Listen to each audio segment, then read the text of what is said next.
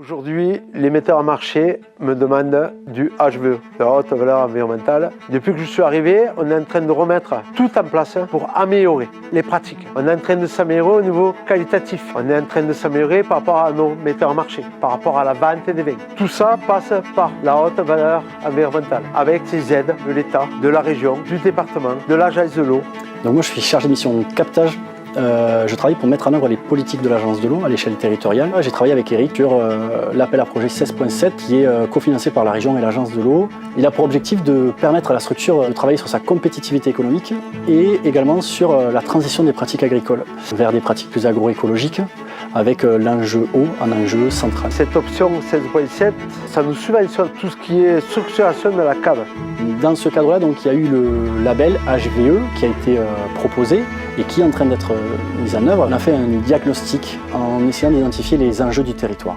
On s'aperçoit que nos sols sont très peu pourvus en matière organique, que les pratiques agricoles jusqu'à présent, assez intensives, ont appauvri les sols. Aujourd'hui, sur une grande partie de notre territoire, on n'est plus en capacité d'infiltrer l'eau dans nos parcelles avec le système qu'on a connu. En mettant en place des indicateurs d'infiltration, on se rend compte que certaines pratiques agroécologiques peuvent permettre à l'eau de mieux s'infiltrer dans les sols, également d'être mieux stockée. On développe une station météo, on met en place des sondes capacitives, des sondes tensiométriques. On va effectivement développer pas mal d'indicateurs pour arriver à travailler sur un système finalement qui sera adapté localement à notre contexte. Très important en tout cas pour la filière d'associer en tout cas cette démarche à des instituts de recherche qui vont nous permettre d'avancer plus vite. Alors je suis technicienne vignoble, j'ai été embauchée par la cave pour accompagner les viticulteurs dans la démarche HVE. Quand ils ont des questions, qu'ils ne comprennent pas très bien ce qu'il faut faire, je suis là pour les aider et leur montrer dans quel sens il faut partir. Une cave coopérative, du coup c'est quand même un collectif, donc il faut que tout le monde comprenne bien qu'on n'est pas tout seul, quoi. C'est vraiment une démarche qui englobe tout le collectif. Le HVE, ça englobe beaucoup de choses. En priorité, déjà, je pense aux normes quand même. Chacun se l'approprie un peu à sa façon. Moi, je dirais que j'essaie sur l'exploitation d'essayer de travailler avec certaines techniques qui sont un peu plus engagées au niveau de l'environnement. Il y a des choses qui peuvent se faire de façon facile, sans trop de financement, mais il y a des choses qui demandent du financement, que ce soit pour de l'achat de matériel, pour utiliser de nouvelles techniques. Donc ça, c'est pas facile à mettre en œuvre. Mais c'est le viticulteur qui choisit, même si c'est normé, on peut aller plus ou moins loin. Une des stratégies de la cave, c'est le HVE. On leur demande beaucoup de travail.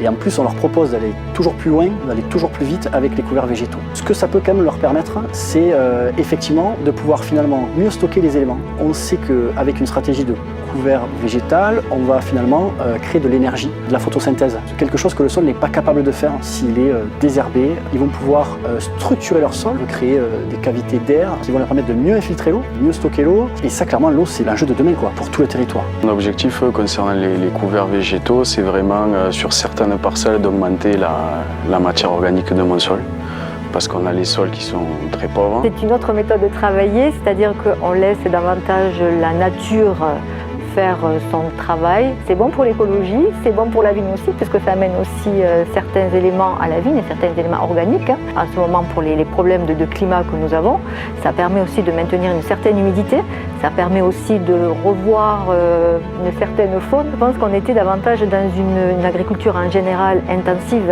où je veux dire, c'était l'économie de temps déjà.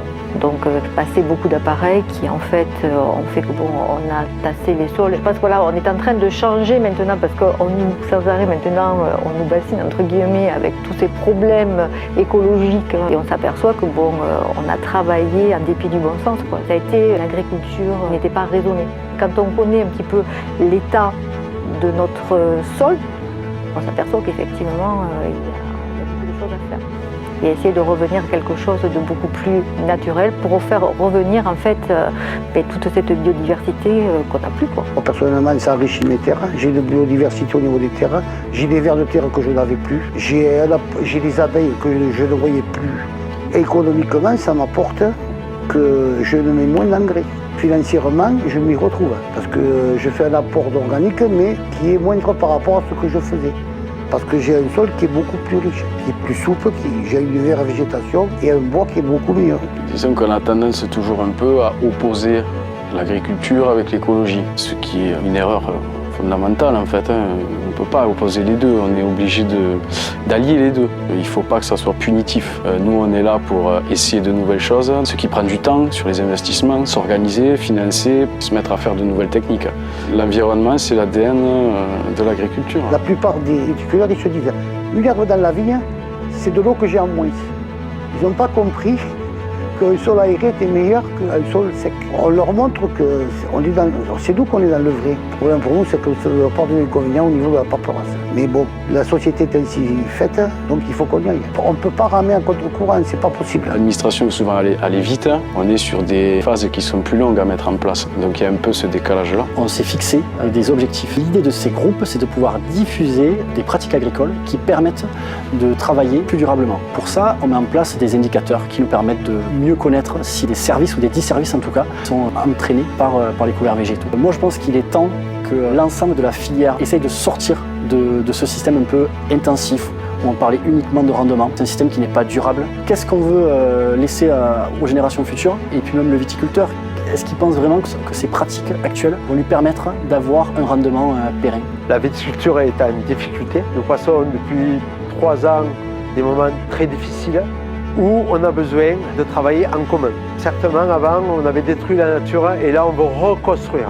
Aujourd'hui, on a critiqué les viticulteurs, agriculteurs, c'est des pollueurs. Et je voudrais qu'on redore ce blason, puisque moi, j'ai des enfants et je veux que demain, on arrive à boire l'eau du robinet sans souci. Je veux qu'on arrive à manger sans souci avec des produits pratiquement naturels. On nous demande de faire de la haute valeur environnementale, on le fait, on a le choix de le faire en disant c'est de la faute des autres ou de se dire ok, on se met avec eux et on est tous dans le même bateau et on avance ensemble.